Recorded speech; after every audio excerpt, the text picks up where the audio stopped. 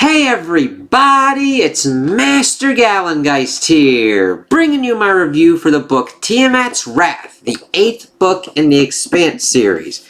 And I really have enjoyed what's been going on in these last couple Expanse books. I do like the better kind of focus of what's going on with the proto-molecule and everything else kind of in the sci-fi kind of realm. I don't mind the political intrigue, but this does a kind of better balance because the proto-molecule and the ones that fought those that made the proto-molecule take the front stage pretty much in this, even though we still get things going on about like court and political intrigue. And one thing that really starts kind of showing up that you have to watch out for is that Alex is still alive in this one, which drastically changes stuff that the TV show can do since he died in season 6.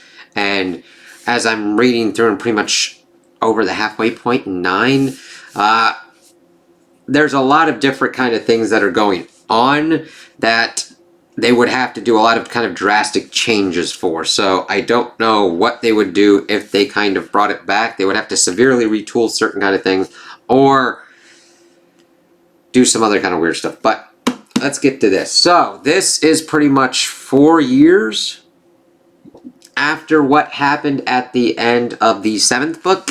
Holden is pretty much captured by Laconia and is kind of honored guest prisoner, dancing bear as he terms himself throughout this book as he's asked about certain kind of things. They keep him for mainly his knowledge on the enemies of the builders of the proto-molecule and his stuff about the underground, but since they were more onto him for the alien shit, he's pretty much been able to ride off and have most of his stuff with the underground be out of date to the point where they can't really do much for him on that.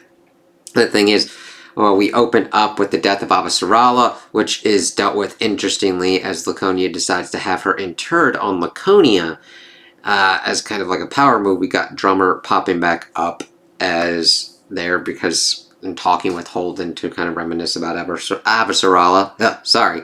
But that's kind of where Drummer kind of then just kind of leaves off. I don't remember really hearing much about her as what's kind of going on. This mainly details and gets into effect of Jim. Holden is not really mainly a point of view character here. He gets certain kind of what they're termed kind of interludes, but it's mainly like Naomi, Elvie, Teresa, who is Duarte's daughter, and she was talked about being 10 at the end of the last book, and now she's 14, and I know, oh my god, we gotta deal with a teenager here, but honestly, she's one of the best written characters of this. Like, they handle her very well as her teenage self, but she is a very important point of view character in here to understand Duarte, his kind of goals, how Laconia kind of operates, and what starts to kind of go through her head as things start to escalate throughout the plot. And also what's kind of going on with other kind of characters. So when this kind of starts off, everybody's kind of scattered. The Rossi has been hidden in the freehold system that we've pretty much dealt with from the last book. And Alex has been the pilot for Bobby and the Gathering Storm as an important part of the underground, being their most valuable asset as a stolen Laconian ship. Naomi has been playing what they term the shell game, which also the Gathering Storm is doing as well because of how they need to kind of get around the ring gates. So it's essentially kind of like the 3 cups and like the pea or whatnot. So they essentially take a big ship and they put the Gathering Storm inside it like an ice hall or whatnot, like the Canterbury. And they kind of transport the Gathering Storm around. Naomi is pretty much hiding herself in certain other kind of ships in a cargo container and utilizing her kind of, it's almost, I really kind of felt with Naomi because she's kind of like in this really small kind of space, but she takes and she analyzes a lot of information and sends off stuff to Saba and the rest of the underground, as Saba's pretty much utilizing himself as the kind of anchor point at Medina at this point to send off certain kind of things and make sure that the underground is doing what they kind of need to do. And we get a lot of different kind of things going on here.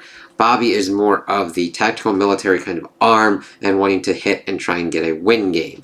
Naomi is trying to do this in the least kind of fighting kind of way possible, instead trying to do back deals, not back deals, but like backroom kind of stuff within the system to kind of go about it and like corrupt and take down Laconia's power as much as possible by putting people sympathetic to the underground into certain kind of systems and taking it out that way. Very interesting to have that kind of different kind of philosophical discussion of when is it all right to fight, when is it all right to do a different kind of method and try and do this as diplomatic as possible by essentially trying to sabotage and take down a system from the inside. I do like how they kind of talk with this, while Laconia is just doing its authoritarian bullshit and then going completely and utterly stupid.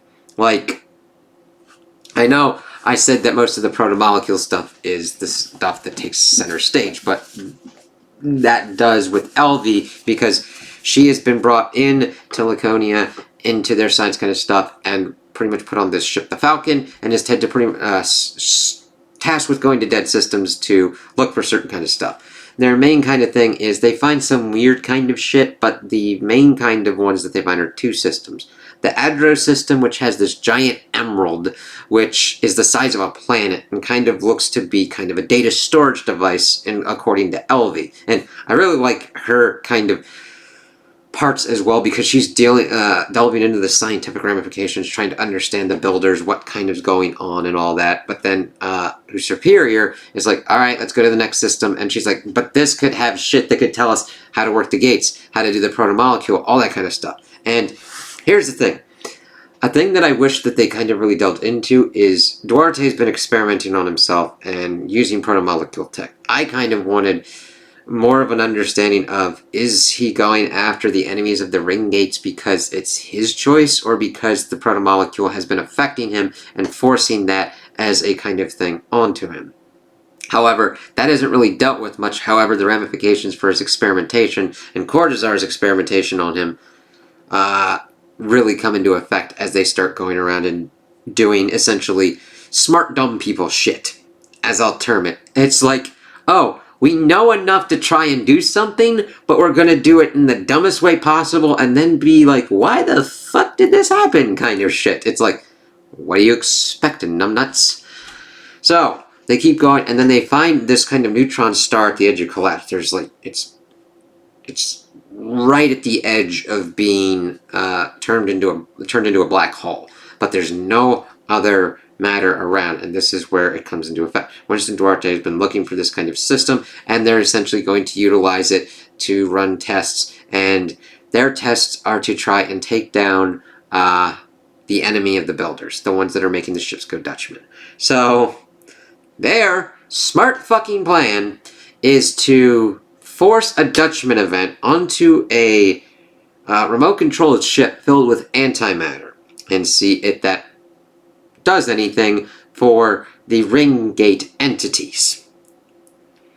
I understand to a certain extent why you would do this. You're like, you've been hurting us, you've been taking our ships and everything, and Duarte is doing this as a reprisal. Like, you're hurting us, we're going to hurt you back. That only works into the effect if you can actually communicate with whom you're talking to. I mean, granted, you can push back and like try and stop violence from being visited upon you, sure, but you also need to be able to come to terms and be like, hey, what's going on? And they're like, either this is a force of nature kind of thing, and we'll get a response out of them, and we won't get a response out of them, nothing will happen, ships will just continue to go Dutchman, it's just a constant that we have to deal with. Or it will change its patterns, showing that we're dealing with something intelligent. Well, it does produce an effect. The stars then just has a cascading event start to happen where more matter starts getting poured into the system, pushing it to the edge of collapse. Elvie's ship barely escapes into the ring space and gets out of the way before the thing is, they term it, it's like a shotgun hooked to a door. where it's pointed directly at the ring gates, and it essentially produces a gamma burst that blasts through, destroys that ring gate, the ring on the opposite side, which, by the way, had people in that system that are now cut off forever, and we're not on the edge of sustainability. So, oh, congratulations, you just fucking... Yep, I'm God King, but whatever. And then this also produces the entities doing their own kind of thing of doing a, like, not just a localized and soul system consciousness thing. That's what happened in book 7. Here, it is to all humanity throughout all the various systems, and they actually enter the ring space, destroy Medina Station, destroy one of the Magnetar class ships. So we pretty much had 3 at this point. Now they're down to 2. And the ring space is now, we don't know what the fuck's going on in that space, so we better not, like, do anything. It trashes communication systems. Elvi's ship is almost destroyed. She loses a chunk of her leg. Her husband, Fayez, loses a fucking foot, but they're able to get into the Laconia system, pretty much by happenstance, and everybody's like, what the fuck?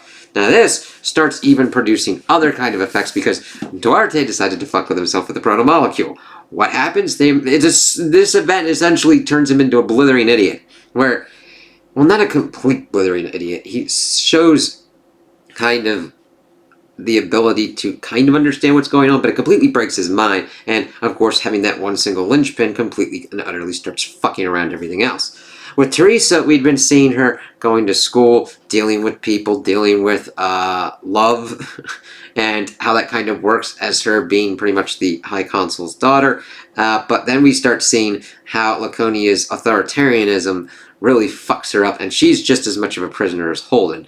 At first, she's thinking, oh, this is great, my father's great, but then when he's reduced to an idiot, and then we've seen Trejo, Admiral Trejo, Colonel Illich, Cortazar, trying to pretty much wrangle everything into effect. Elvi gets inserted in this and is like, what the fuck's going on? Holden pretty much, it's presented that he egged on Cortazar into doing this so that way he could get into an effect that Elvi would take over the position. And she's pissed off at this as we get throughout the book and says, James fucking Holden. And I'm like, no, Cortazar was a sociopath, was pretty much going to kill Teresa because he wanted to be immortal and, like, experiment on her. And you know those kids we saw in the show, Kara and Zan? We kind of get introduced to them at the end of this because they're alive and remade by the proto-molecule repair drones that are on Laconia, but they weren't turned into idiots or destroyed when the Ringgate entities are doing these kind of things. They died.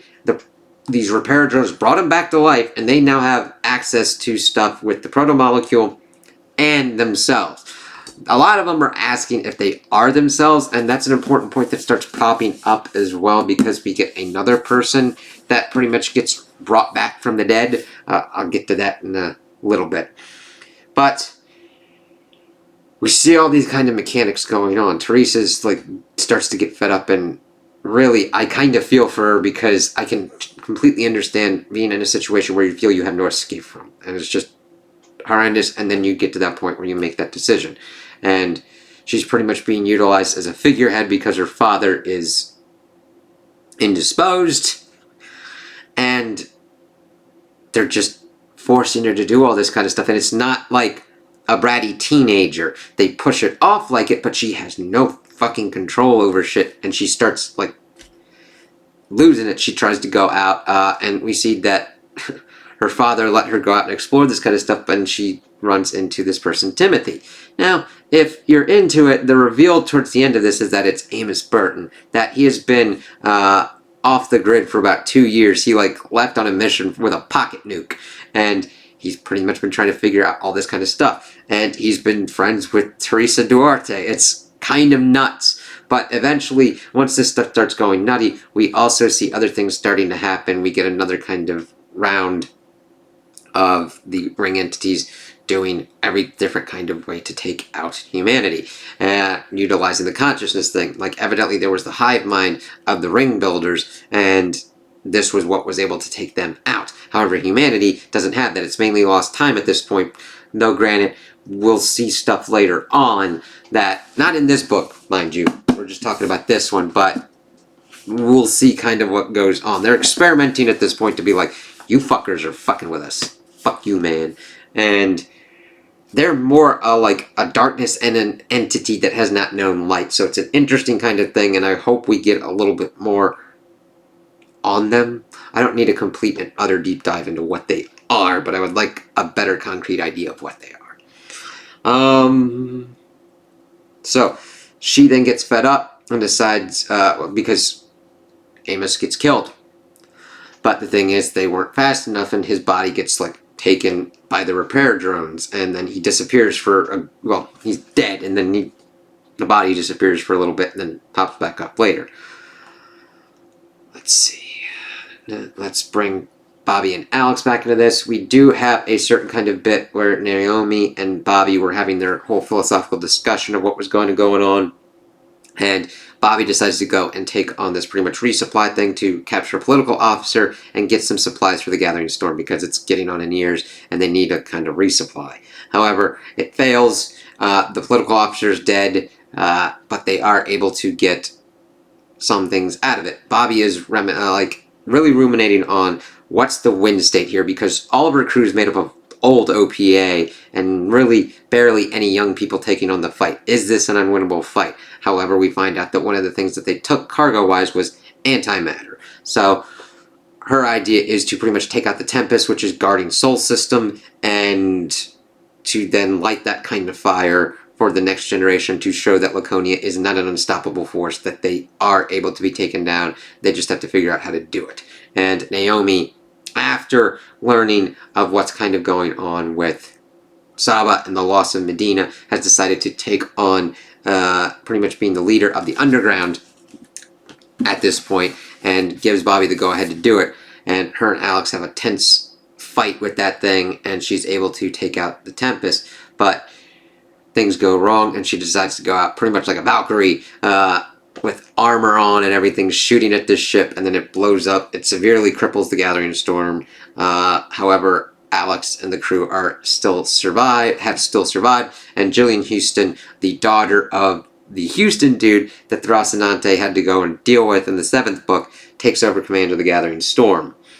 And they pretty much are just like, holy shit. So Laconia is now down to one Magnetar class ship. And this then gives Naomi the idea, okay, listen, we need to figure this out. We need to push Laconia into an end game kind of state of, you're not going to be doing this shit anymore. You aren't the superpower.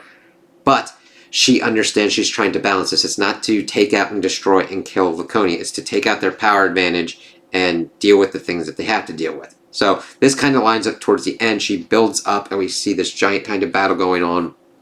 Her,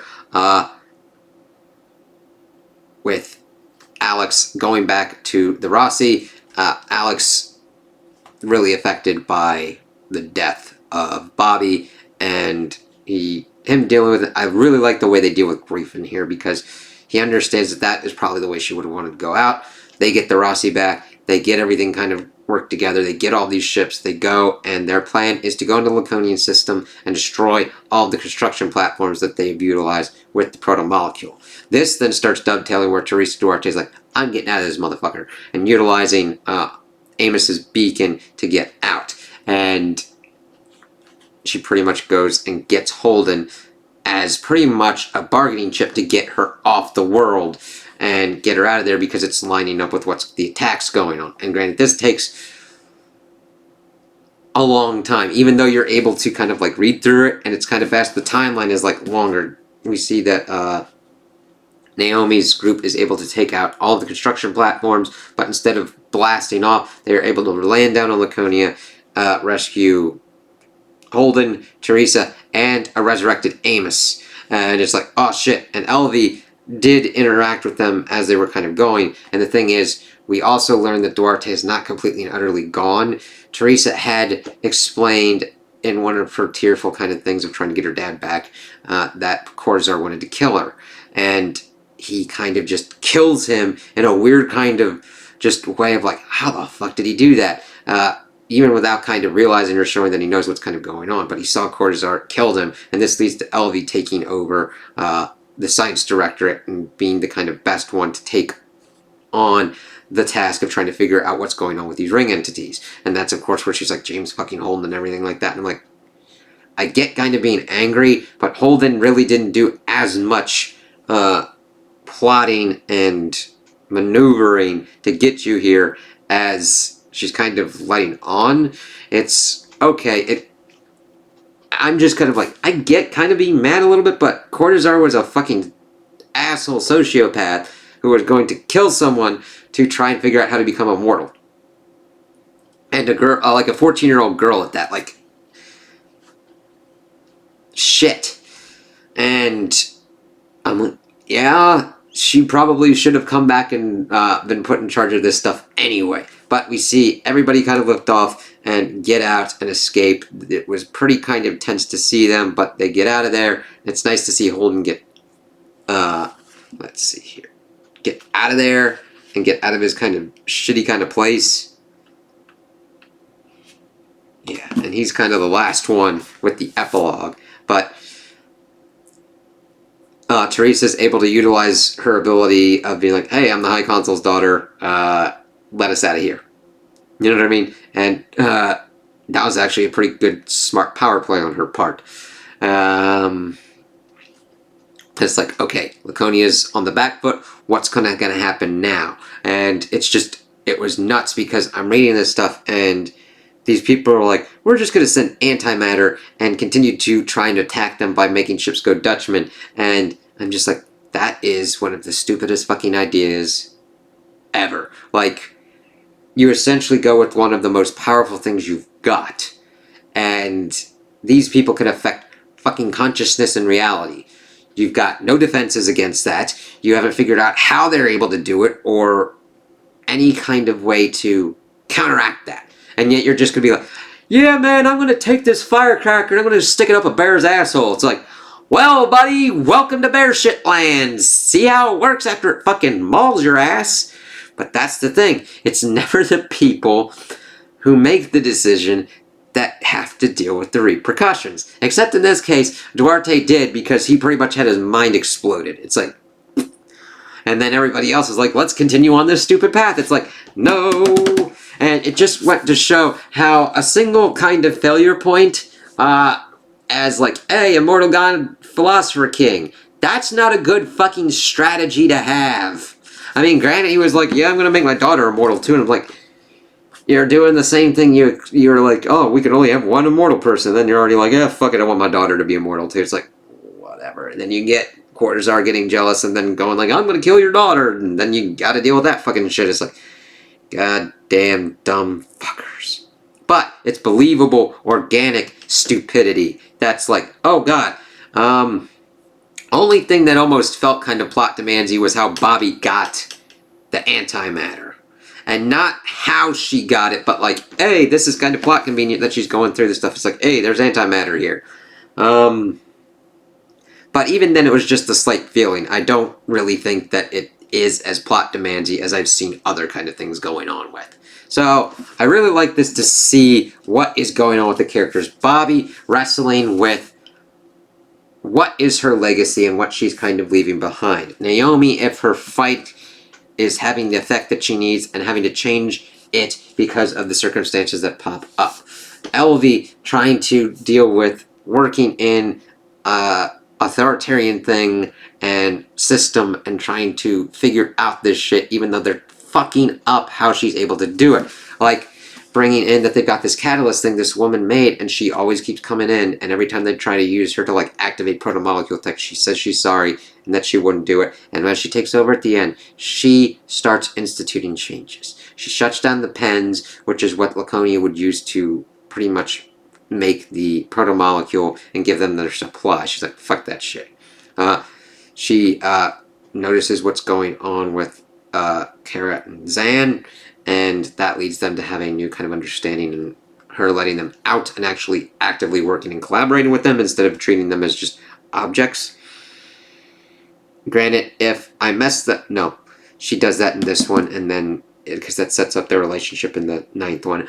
I'm sorry if I get some kind of bleed over effect and I'm spoiling stuff that's in other books, but that's kind of what kind of goes on. I'm like, I want to see what goes on now. Holden, how his captivity is kind of messing with him, but how he's also bearing through it and getting out. Teresa Duarte, understanding her place in the universe and wanting to make a place for herself in her universe. In the universe where she's not just her father's daughter, she's not just pretty much being babysat by Colonel Illich and being used as just this tool with no agency of her own. Yeah, like, her stuff was really good, and I could understand how people were like, I don't want to listen to this 14-year-old shit. They balance it. They make it realistic and important and integral to the plot without just being annoying and shitty. I'm like, wow, I did not expect to empathize with her character and connect with her as much as I did. And I'm like, I get you. And then, like, losing Bobby and then Amos, and then having Amos come back, it's like, holy shit. We'll have to see how this shit goes. Like, this isn't just like, oh yeah, this character has now come back. There's no consequences here. There are consequences. He fucking died, and now he's different. We don't know if he's actually the same. So, we'll have to see what that kind of goes on with, and what repercussions come in Book 9. I would definitely recommend this, especially if you want to see more of what's going on with the protomolecule and the ring entities and all that kind of stuff, and more of a balancing of what has gone on with the political intrigues of Laconia and the Underground, and what do you do against an authoritarian fascist kind of system that has taken over, and what fighting do you do, and how do you fight, and what kind of goes on. Very interesting ideas to talk about and understand as this goes on, and the characters work with it. It works synergistically and just balances off of each other. You don't feel like one's being a mouthpiece or whatnot. You get the point of view of the character and then kind of teasing it out. It's not the plot demanding that they say a certain kind of thing. It's things happening and then the characters reacting and seeing what consequences come into effect. So this has a good balance of like getting into the sci-fi shit, getting into the political intrigue, and action as well. There's a good, like, the Siege of Laconia was a really good chapter, chapter kind of effect, like, sequence that they had in here. So if you're into action, character, plot going on and everything, I would definitely recommend this book. And, I mean, granted, if you've gotten to this book, it's like, I don't want to see the end. It's like, yeah, I totally get it. You're into 8 books at this point. Now you're almost to the end with 9. And I've really been glad that I've been going through this series. And I would totally recommend going through it because of what kind of goes on. So those are my opinions on the book. Tell me what you guys think in the comments below. If you liked it, if you didn't like it, if you agree with me, if you disagree with me. Also like and subscribe, and I hope you have a good day.